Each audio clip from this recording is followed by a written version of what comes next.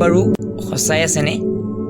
এটা কথা মন কৰকচোন, যেতিয়া বাঘে হৰিণা ধৰিবলৈ পহু খেদা দি শেষত থাপ মাৰি ধৰি লয়, আমি খুব সাৱধানেৰে সেয়া কেমেৰাত দৃশ্যবদ্ধ কৰি থওঁ।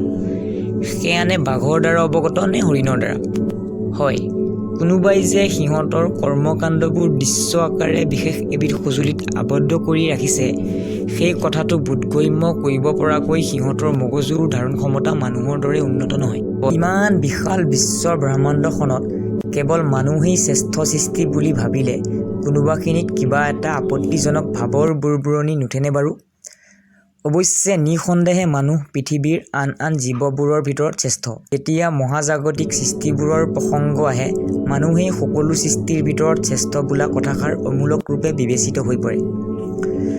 মুঠতে মানুহতকৈও উন্নত সৃষ্টি জগতৰ ক'তো নাই বুলি ভবাটো ভিত্তিহীন কথা। আমি নিশ্চিতভাৱে ক'ব নোৱাৰোঁ যদিও এইটো নিশ্চয় সঁচা যে মানুহতকৈও উন্নত সৃষ্টি বিশ্ব ব্ৰহ্মাণ্ডত মজুত আছে। সিহঁতে সিহঁতৰ উন্নত সঁজুলিৰে আমাক পৰ্যবেক্ষণ কৰি আছে বুলি ক'লে তাক লৈ বহুত বেছি আচৰিত হ'ব লগা বিশেষ একো নাই। কল্পনাতীত বিশাল বিশ্ব ব্ৰহ্মাণ্ডখনৰ ক'ৰবাত নহয় ক'ৰবাত মানৱ সদৃশ বা মানুহতকৈ উন্নত জীৱ নিশ্চয় মজুত আছে। এতিয়া উত্থাপিত প্ৰশ্নটো হৈছে, এলিয়েন অৰ্থাৎ বহিঃগ্ৰহৰ প্ৰাণী বুলি সঁচাই ক'ৰবাত তেনেকুৱা কিবা আছে নেকি বা থাকিব পাৰে নেকি?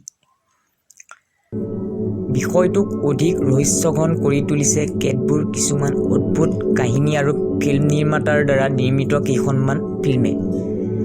কোই মিল গায়া নামৰ বলিউড ফিল্মখনৰ দ্বাৰাও বহু ভাৰতীয় মানুহৰ মনত বহিঃজগতত মজুত থকা মানৱ সদৃশ প্ৰাণীক লৈ নতুন ধাৰণা জন্ম হৈছিল। এলিয়েনৰ ধাৰণা বহু পুৰণি। ইজিপচিয়ান আৰু চুমেৰিয়ানসকলৰ মাজত বহু আখ্যানমূলক পুৰণি কাহিনী পোৱা যায়, যিবোৰ বহিঃগ্ৰহৰ প্ৰাণী অৰ্থাৎ এলিয়েনক লৈ ৰচিত। আজিৰ পৰা ১৮০০ বছৰ পূৰ্বে অৰ্থাৎ ২০০ শতিকাত চামুচাটাৰ লুচিয়ানৰ দ্বাৰা ৰচিত এ ট্ৰু ষ্টৰী নামৰ উপন্যাসখনত চন্দ্ৰত জীৱিত এক অদ্ভুত প্ৰাণীৰ বিষয়ে উল্লেখ পোৱা যায়। তাৰ পিছৰে পৰা কল্পবিজ্ঞানৰ ধাৰণা মানুহৰ মনত সোপনি পুতিবলৈ ধৰে। মানুহে এলিয়েনক লৈ নতুনকৈ ভাবিবলৈ আৰম্ভ কৰে। অৱশ্যে এলিয়েনৰ আধুনিক ধাৰণা বিংশ শতিকাৰ মাজভাগৰ পৰাহে জনপ্ৰিয় হ'বলৈ ধৰে। ১৯৫০ চনৰ পৰা ১৯৬০ চনৰ মাজভাগত ক্ৰমাৎ জনপ্ৰিয় হ'বলৈ ধৰা বহু কল্পবিজ্ঞান অৰ্থাৎ ছায়েন্স ফিকশ্যন উপন্যাস, চিনেমা, টিভি শ্ব' আদিবোৰে এলিয়েনৰ ধাৰণাটোক আৰু অধিক জনপ্ৰিয় কৰি তোলে। সাধাৰণতে এলিয়েনবোৰ যিখন বিমানত উঠি আহে বুলি কল্পনা কৰা হয় সেইখনৰ নাম হৈছে UFO অৰ্থাৎ আনআইডেণ্টিফাইড ফ্লাইং অবজেক্ট বা অচিনাক্ত উৰন্ত বাহন। এতিয়ালৈ এলিয়েনক লৈ যিমানবোৰ কাহিনী পোৱা গৈছে তাৰে বেছিভাগেই মনে সজা কাহিনী অৰ্থাৎ কল্পবিজ্ঞান। তাৰে কিছুমান কাহিনী অৱশ্যে এতিয়াও ৰহস্যৰ আৱৰ্তত। সঁচা কথা ক'বলৈ গ'লে এলিয়েনৰ গোটেই ধাৰণাটো কল্পবিজ্ঞানৰ পৰাই পাতনি হৈছে। আইতাহঁতৰ মুখত শুনিবলৈ পোৱা পুৰণি কালৰ ভূত প্ৰেতৰ কাহিনীবোৰে নতুবা দেৱ-দেৱীৰ কাহিনীবোৰেও আওপকীয়াকৈ আমাক বহিঃগ্ৰহত প্ৰাণী মজুত থকা কথাটোলৈ ইংগিত কৰে। বিজ্ঞানীসকলে এতিয়ালৈ এলিয়েনৰ দৰে কোনো জীৱৰ সম্ভেদ পোৱা নাই। বহু বিজ্ঞানীয়ে মত পোষণ কৰে যে এলিয়েন বুলি কোনো জীৱ বহিঃগ্ৰহত মজুত নাই। আন এচাম বিজ্ঞানীৰ মতে যদিও এলিয়েনৰ সম্ভেদ এতিয়ালৈ পোৱা হোৱা নাই, এলিয়েন মজুত থকা কথাটোক নাকচ কৰিব নোৱাৰি। হিষ্টৰী নামৰ টিভি চেনেলটিত এনচিয়েণ্ট এলিয়েন নামৰ ধাৰাবাহিক শ্ব'টোত এলিয়েন থকাক লৈ বহু বিস্ফোৰিত তথ্য দাঙি ধৰিছে।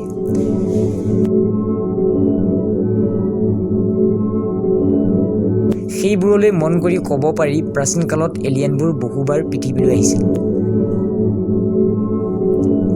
তাৰে ভিতৰত ইজিপচিয়ান পিৰামিডৰ প্ৰসংগ বিবেচনা কৰিব পাৰি। প্ৰাচীন কালত আজিৰ দৰে অত্যাধুনিক কাৰিকৰী সুবিধা মজুত নথকাৰ স্বত্ত্বেও পিৰামিডৰ দৰে ইমান জটিল গাঁথনি এটাৰ নিৰ্মাণ কেনেকৈ সম্ভৱ? প্ৰাচীন কালত ইজিপচিয়ানসকলে নিৰ্ভুল ৰূপত চাৰ্জাৰী কৰিব জানিছিল। আধুনিক সা-সুবিধা অবিহনে সেইবোৰ কেনেকৈ সম্ভৱ আছিল? হিন্দু শাস্ত্ৰৰ শাস্ত্ৰীয় বিশ্বাস মতে দেৱ-দেৱীবোৰ ৰথত উঠি পৃথিৱীলৈ আহিছিল। সেই দেৱ-দেৱীবোৰেই এলিয়েন আছিল নেকি? আৰু ৰথবোৰ UFO আছিল নেকি? যীশুৰ পুত্ৰ পবিত্ৰ মেৰীয়ে কোনোবা এলিয়েনৰ সৈতে সহবাস কৰাৰ ফলতে যীশু খ্ৰীষ্টই জন্ম লভিছিল নেকি? হজৰত মহম্মদে স্বৰ্গ দৰ্শন অৰ্থাৎ মিৰাজলৈ UFOত উঠিয়েই গৈছিল নেকি? এনেধৰণৰ এশবৰি প্ৰশ্নই মানুহৰ মনত সময়ে সময়ে খলকনি লগাই আহিছে। এলিয়েন বিশেষজ্ঞ জিঅৰ্গিঅ চুকালোৰ মতে প্ৰাচীন কালত বহিঃগ্ৰহৰ প্ৰাণীবোৰ গৱেষণাৰ বাবে পৃথিৱীলৈ আহিছিল। মানুহৰ সৈতে সিহঁতে থকা মেলাও কৰিছিল। সিহঁতে মানুহক সিহঁতৰ উন্নত কাৰিকৰীক ব্যৱহাৰবোৰ দেখুৱাইছিল। বহু এলিয়েনে মানুহৰ সৈতে সম্পৰ্কও স্থাপন কৰিছিল।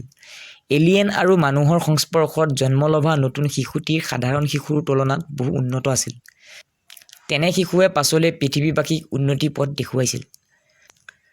সদৌ শেষত এইখিনি কোৱাটোৱেই উচিত যে এলিয়েনৰ ধাৰণাটো এতিয়াও সম্পূৰ্ণ কল্পনাতে আবদ্ধ। ই সম্পূৰ্ণ ৰহস্যৰে আবৃত।